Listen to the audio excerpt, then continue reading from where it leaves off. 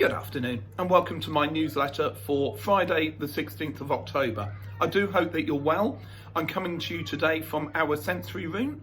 Normally this room is a little bit darker, but we have a wonderful facility here that is used to provide additional support for some of the children in the school. It's one of the most calming areas of the school, and I just thought I'd show off a little bit of the school other than my head teacher's office.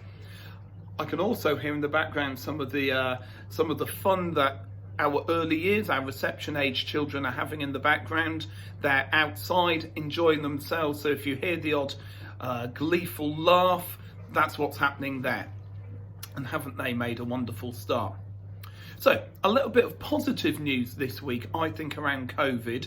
Whilst nationally we're seeing all sorts of lockdowns and all the issues around Manchester and Merseyside, Liverpool and so on, certainly the local COVID map, and in particular the map local to Liskeard and indeed Hillfort, it's very definitely declining. As a school leader, we have a weekly update as to rates, and so that was greatly reassuring. Hopefully that trend comes, keeps going. Certainly something that we would all want to see. Also positive news in terms of reading. At Hillfort, reading is very important to us, really close to our hearts, and a huge congratulations to Eddie in Year 5, our third word millionaire. We're beginning to have something of a tradition here around word millionaires. Let's keep that going. Huge congratulations there. And also to our Year 6 children. They'll receive their shout outs in assembly in half an hour's time. But our Year 6 mentors, we work with the Stay Safe Partnership and the Stay Safe Initiative, and they are wonderful set of instructors who come in. They gave us their national award last year, and they help train children in anti-bullying, in how to stay safe, and we have a new collection of mentors. So our mentors will help other children avoid things like bullying, and we are absolutely super proud of them. So no doubt that certificate will find its way to a wall somewhere around the school. So to those children, huge well done, very important indeed. And whilst we're on the topic of safety, just something that both as a parent, as a father and as a head teacher always worries me a little bit, and that's around internet safety.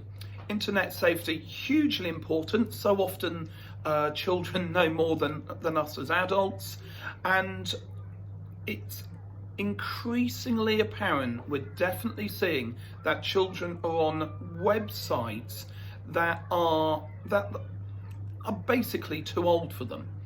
Some of them are the really mainstream ones, things like Facebook and WhatsApp. Please be mindful of the age that children should be on these websites. Facebook should be 13, for example.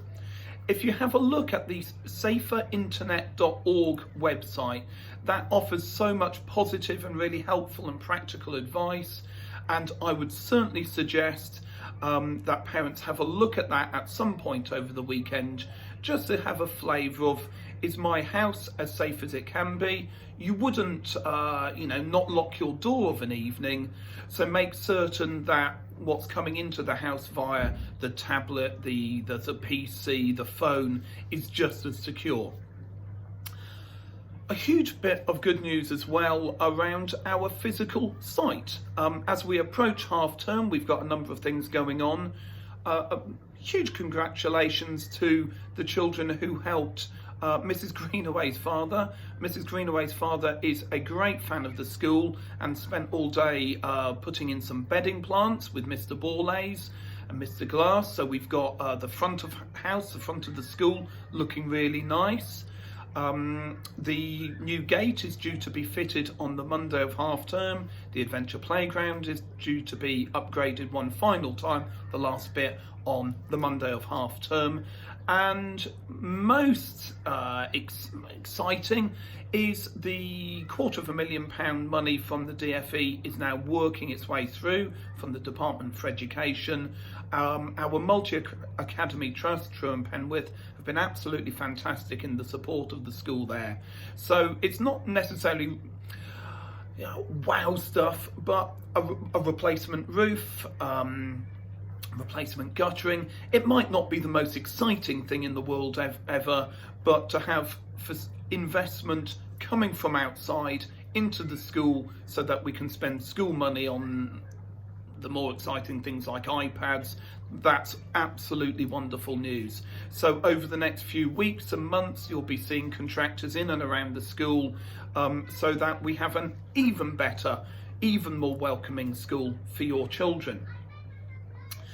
So I'm going to round off in a moment. What I would say is a huge fingers crossed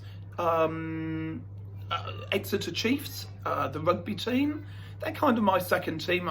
Really, in my heart, it's Northampton Saints, but certainly for my eldest lad, he's a big Chiefs fan. They play in the European Cup final on Saturday against Racing, so we'll see what they do. But wouldn't it be wonderful for the Southwest to be European champions in rugby? But of course, the biggest football match of the weekend is the mighty St Column under-12s taking on the Liskeard under-12s. That will be happening down in my neck of the woods. We're not all that good, so I rather imagine that's going to be an away win for Liskeard, and probably me getting teased when I come back in on Monday, because of course I manage the St Column team, but all good fun. Either way, whether it's some of the achievements of the young people, whether it's some of the achievements in terms of improving our school, or what children get up to at the weekends, I'm really proud of how we're continuing to pull through as a community, as a team, through this period. We're 1 week off of half term. Let's make absolutely certain we continue to work hard to catch up some of the missed curriculum, and then in a week or so we will take a breath and have a wonderful half term. In the meantime, fingers crossed on the rugby, fingers crossed on the football at the weekend for St Column. I wish you all the best, and I'll see you on the gate Monday morning. Thank you so much. Bye now.